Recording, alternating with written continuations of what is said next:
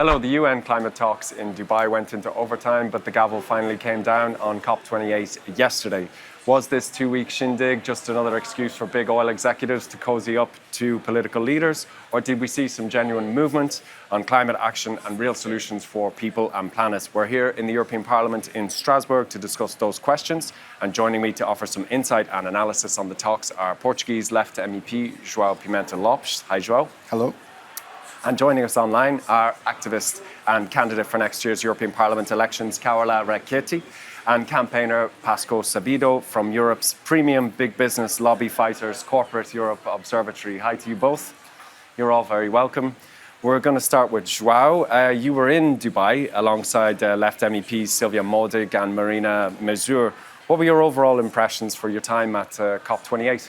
I would say it was pretty evident the contradictions between the main developed countries and their multinationals and the needs that are being pushed forward on the table by the developing countries. And there is an evident contrast in the discussion, and even the delay in finding a final conclusion, I believe, says a lot about these contradictions. We always have high expectations for the next COP, but the outcome always seems to fall short of what we need to make the necessary change in terms of climate policy. Yeah, I mean, people on the streets, the trade unions, campaigners, activists, they were demanding decarbonisation, democratisation, decolonization. Why is it about more than just cutting CO2 emissions for you, in your view? Well, we need policy shift. It's not for nothing that we say that capitalism is not green. We can even find solutions for the environmental problems within capitalism. The issue is, like we have been advocating, the transition must be fair. It must not increase the inequalities and injustices that the capitalist system has perpetuated from the exploitation of resources and humans themselves. So we need a policy shift that allows not only to solve the environmental issues, but to address also the economic and social needs of the peoples and of the developing countries. Otherwise, we may find solutions, but we'll have a much more unequal world. Right, okay. Let's turn to Carola Rackete. Carola, the UN emissions gap report from last year said the world is on track for a temperature increase of up to 2.9 degrees Celsius without serious action on pledges. I mean, people hear a lot of numbers and data when it comes to the climate issue, so maybe you could give us some idea on what that would mean practically. And what the implications would be of a temperature increase such as that, or even more? I think it's critical to focus on what is already happening now, where in the last months we have seen the flooding in Derna in Libya, which has cost the lives of 10,000 people. And that is just one single event already happening at a heating of maybe 1.1 degrees so far. The cost of the floods in Pakistan last year extend to 30 to 40 billion US dollars, and it's grossly insufficient. The loss and damage fund that is being proposed in contrast to that numbers, Germany is only contributing 100 million. The World Bank is projecting that 1 billion people will be food insecure by 2030. And if you were a 30-year-old living in the Middle East or North Africa during your lifetime, drought will be 10 times more likely. If you were 30 years old in South Asia, crop failure will be 5 times more likely during your lifetime. That's incredible. Like, it's so hard to believe. It means even in wealthy countries like Germany, food prices have risen by 34% since or in the last 4 years. So overall, it will mean rising food prices and starvation will mean that not only do we have to stop using fossil fuels, we actually need the fossil fuel non-proliferation treaty, but we need to change the agricultural system altogether to be able to possibly adapt to some rise of the temperature. We cannot adapt to a 3-degree rise of temperature. Thanks, Carola. Just to shift a bit, Pascoe, if we could bring you in on some of the context to what Carola was saying and the question of fossil fuels lobbying, because you have been keeping a close eye on that problem. Just maybe run us through some of the research and data you've been putting out over the last few weeks about the extent of the corporate pressure in Dubai and the notion of corporate capture of the talks. Yeah, I mean, I think it's really important that this COP was always set up to rehabilitate the fossil fuel industry. That's the main goal of it, to make oil and gas seem part of the climate solution. And we saw that through their presence on the ground. You had 2,456 fossil fuel lobbyists attending Dubai. That's 4 times as many as last year in Sharm el Sheikh. And that's 7 times the number of indigenous delegates who were there. And that's more fossil fuel lobbyists than there were staff from the 10 most climate vulnerable countries in Dubai. So we can really see who had the biggest influence and the biggest presence over the talks and whose voice was being listened to. But I think it's worth pointing out, this is the likes of Shell, BP, Exxon, Chevron. These are the big 5 are there on force, as well as many of their trade groups. And these are companies, those big 5 alone, they made 200 billion euros in profits last year due to skyrocketing gas prices, whilst people across Europe and the world struggled to pay their bills. So the fact that they're now inside these talks, their CEOs have been inside these talks, signing deals, meeting with our political leaders, says that there's a huge problem in the direction we're traveling in. And actually, if we're going to not just tackle climate change, but reform our entire energy system, then we're going to have to stop listening to these CEOs, to their lobbyists, and stop bringing them into these talks. How do they sorry, this might be a really stupid question. How do they get there? Are they invited?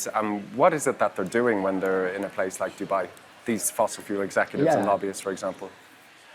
No, really good question. I mean, what was shocking, so this year, thanks to a huge amount of effort from the Kick Big Polluters Out coalition, a campaign group to try and kick fossil fuels and other big polluters out of the UN talks, we had a lot more transparency. So we could see who was bringing them in. They were, first of all, fossil fuel lobbyists were forced to disclose who they worked for, but also we could see who was bringing them in. And in fact, the European Commission and its member states brought more than 130 fossil fuel lobbyists in on their country badges. So that meant they gave them a badge that allowed them into where governments are having their meetings. They allowed them easy access to negotiators, to negotiating rooms, and allowed them to sort of do backroom deals, shady corridor lobbying that we sort of, I guess, see so frequently in Brussels. The European Commission itself, it brought in the CEO of Eni to the talks. It brought in, imagine, a lobbyist from ExxonMobil into the talks. ExxonMobil, the same company that is suing the EU, the European Commission, for introducing a windfall tax to try and claw back some of those super profits to help people struggling with their bills. So rather than rolling out the red carpet for climate justice campaigners, for indigenous groups, for trade unions, they rolled out the red carpet for the biggest fossil fuel companies, even those who are suing them. So, it does make you wonder where their priorities really lie. So we see this corporate lobby pressure at UN level, obviously, as Pascoe's been saying. We see it also in EU institutions, Joao, particularly on this package of different projects and rules related to climate change known as the Green Deal package. Now, that is far from revolutionary. We know that. It was brought in by a right-wing European commission dominated by a right-wing commission president. But over recent months, we've seen this Green Deal attacked from the right by the same political family that originally supported it.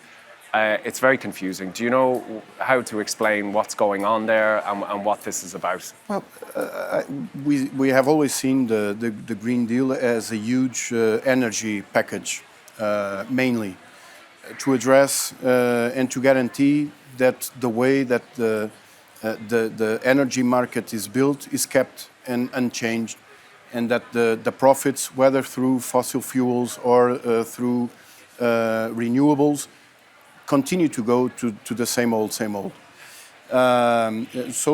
the issue here we need to tackle is who owns the energy, who is in control of this of this item that is absolutely needed for the people. We talk more and more about energy poverty within the EU, and the record sky-high profits by the main companies. the same that were in Dubai and in previous by the hand of the EU. So we need to challenge the ownership and the control. And this is something which we have been putting forth strongly, the need to recover the public control, because it's not indifferent the outcome on who controls the energy sector. It's not indifferent on how you plan ahead in terms of the needs for each country, of how you're going to implement the electric grid with the new paradigm of renewables. It will be different if it's publicly owned or if you have tens of companies fighting in terms of seeking who gets the better drill. And we have also seen the Council and the Commission, by the hand of the right wing, of course, pushing for a free road for the implementation of these new projects. We need to implement renewables, but we need also that they serve first and beforehand the people, and that they do not have a huge environmental impact, which also could be the case. Sure. Okay, Carola, on this issue of what Joao was mentioning of public control of the energy sector, for example, that's something climate activists and groups have been pushing for a long time. We're seeing those very same activists now face quite a backlash, sharp attacks and even criminalization in many EU countries. We also saw independent and critical voices barred from participating down there in Dubai, and tight restrictions and bans on demonstrations. I'd like to get your take on that, your views on what's going on there, and also if you see parallels from your other work on human rights between how activists are being targeted and criminalized more generally these days. Right. So I'd like to start off just by saying that the vast majority of people in the society and across the globe agree on taking action for the climate if the rich and wealthy pay the cost. The problem now, I think, really is that we are starting to see how much the interests of the majority of people are opposing the economic interests of corporations, such as the fossil fuel industry, but indirectly also the automotive industry or industrial agriculture, and so on, as was already explained. And they have a massive impact on political decision-making, and also, I think, to some degree on the legal system. If we are thinking that, for example, in Germany, there are court systems where you do not only have a professional judge, but also like citizen judges who have the same voice in making the verdict. And for example, the AfD, the far right in Germany, is encouraging their members to apply for becoming such a sort of lay judge, and that has a huge impact on the court system, on the criminalization of people as well.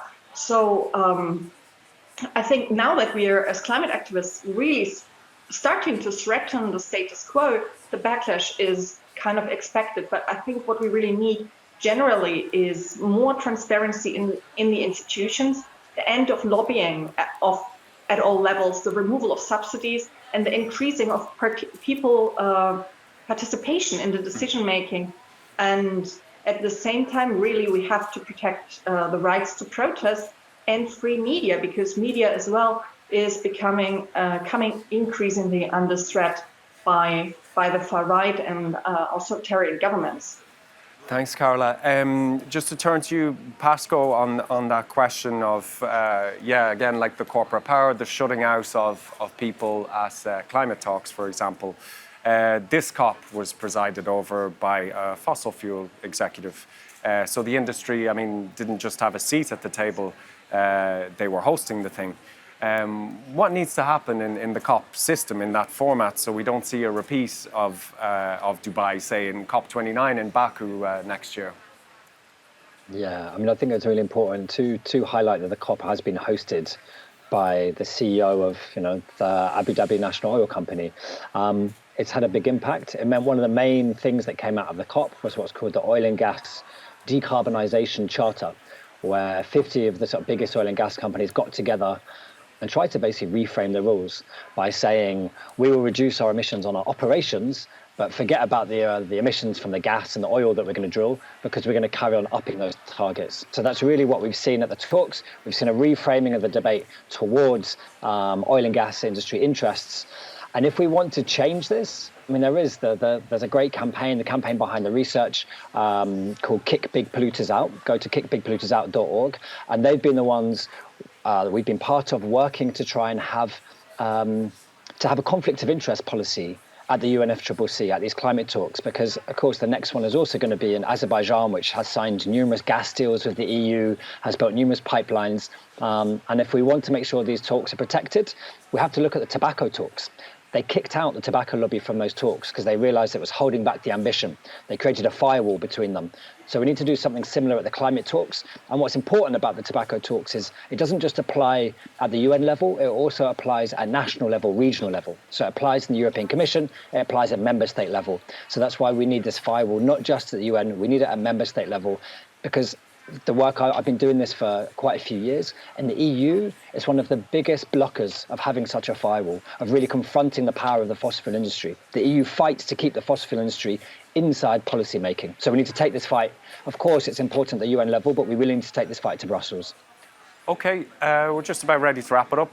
Joao, any words of encouragement or where is the hope in the climate justice movement these days? The hope is on the people, as always, of course. It will be through the people's will that we'll find the means and the way forward to the necessary drift in terms of policies, as was said already here, not only in terms of energy, but also changing the production paradigm in terms of agriculture that moves away from single crops and the agro business to a more small-scale production, more local production. Also changing the paradigm in terms of mobility to a mobility focused mostly on public transport, and changing also the logic of commerce throughout the world. And finally, but not the least, the need to fight for peace as something that is absolutely in the core of fighting for the environment. And so we need to tackle that also. Okay, thank you, Joao Pimenta Lopes. Thank you, Carola, Rackete, and Pascoe. Abido. We're going to let you all go now and continue your important work. Thanks for watching. You can, of course, stay up to date on the Left's work for people and planet on our social media channels and on left.eu. Thanks for watching. Cheers. Bye-bye.